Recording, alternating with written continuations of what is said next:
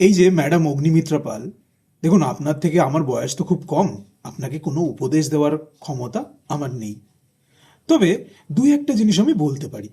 এই যে আপনি চাইছেন যে ফুটপাত খালি হোক, ফুটপাতে কেউ না থাকুক, ফুটপাত অনেক বড় হোক, এটা আপনি কার জন্য চাইছেন? জনগণের জন্যই চাইছেন তো? কারণ জনগণ আপনাকে চুজ করে এনেছে, এটা একটা ডেমোক্রেসি। তাই জনগণের ভালোর জন্যই আপনি এটা করছেন, আমি মেনে নিলাম। কিন্তু সরকার হতে গেলে সব থেকে বেশি যে গুণটা দরকার সেটার নাম মানবিকতা। আপনি হয়তো ভুলে গেছেন, কিন্তু আপনাকে মনে করিয়ে দেওয়া এই ছোট ভাইটির একটা দায়িত্ব বলে মনে করি। তারপর আপনি হয়তো এটাও ভুলে গেছেন যে আপনি ঠিক বড় লোকেদের যতটা প্রতিনিধি, ওই যে মাটা দুধ গরম করছিল রাস্তায় তারও ততটা প্রতিনিধি।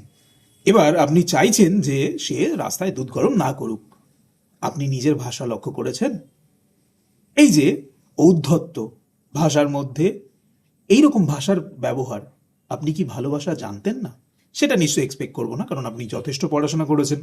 সুতরাং আপনি ইচ্ছা করেই এমন ভাষার প্রয়োগ করেছেন। কোথাও গিয়ে মানবিকতা আপনার মধ্যে থেকে হারিয়ে গেছে, তাই আপনি ব্যাকল্যাশ সহ্য করছেন। নিজের যে অ্যাক্টিভিটি সেটাকে জাস্টিফাই করার জন্য এখন অনেক কথা বলছেন।